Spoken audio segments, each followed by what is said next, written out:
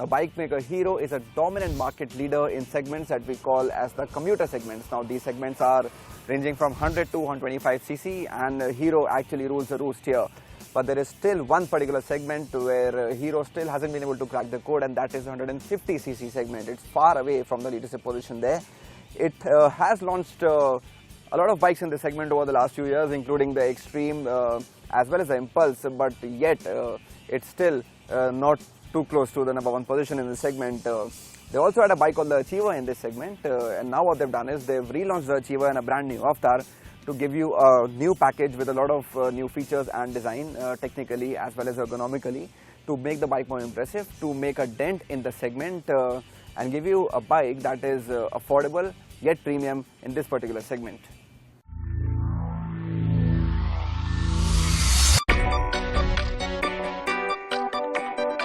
The Achiever has been around for a long time now.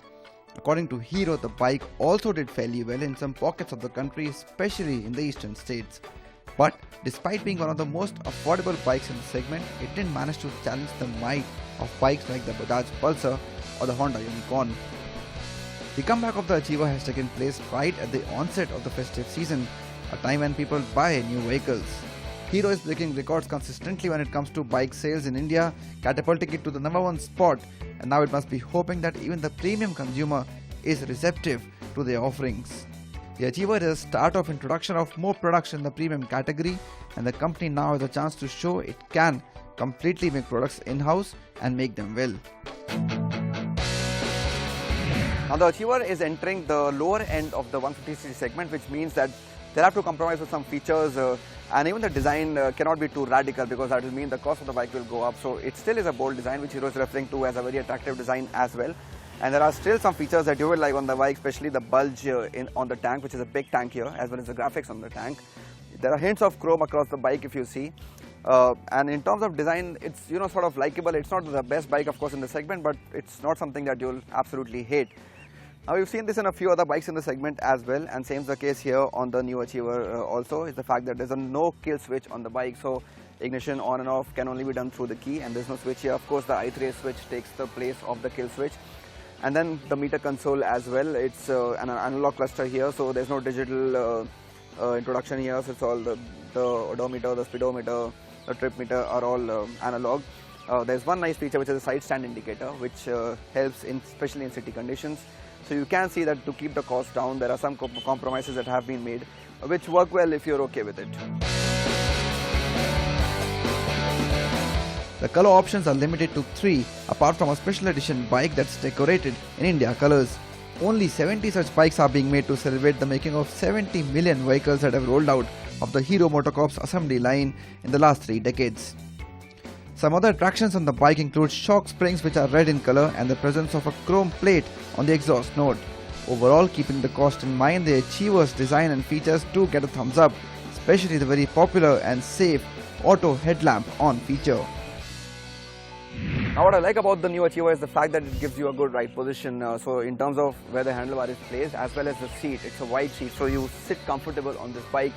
So even for somebody as tall as me, I'm 6 feet tall, I'm comfortable on the bike, and that's a good thing in this segment. This is something that you expect in this segment, and Hero is giving you that with this bike. So even if I'm riding for long hours in the city commutes, getting stuck in the traffic, won't be too much of a pain being on this bike. It is a comfortable ride, no doubt, on the Achiever.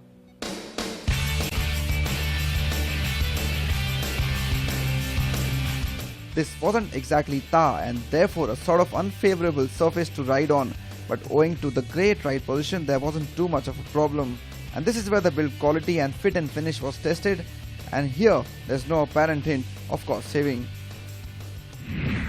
Now, it's 150cc engine on the Achiever, which Hero says gives a maximum power of 13.6 PS, which also is a decent number in the segment.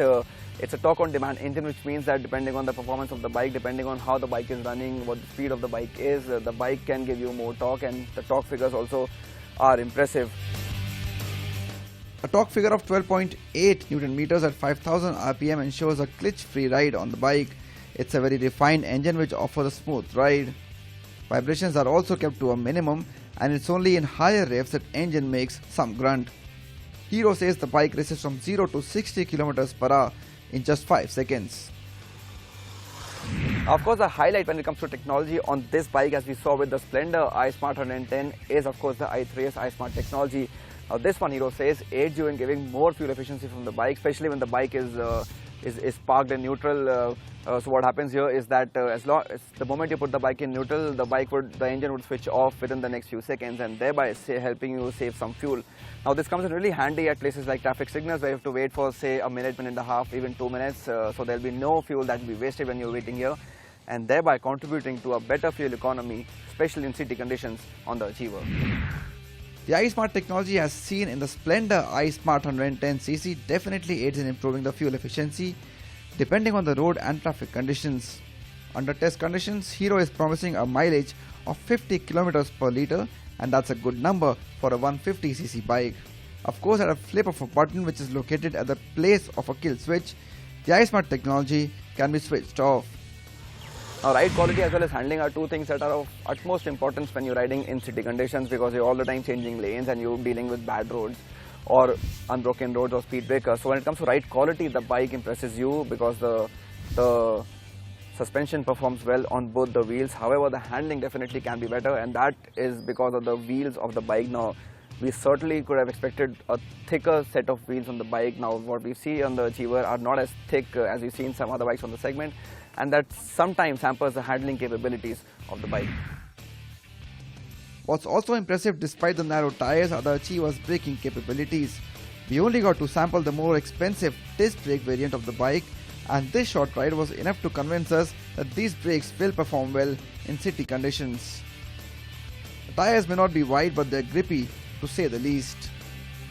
The new Achiever 150 has been launched at a price which makes it the most affordable 150cc in the market, and in a price sensitive market, that's a very smart move.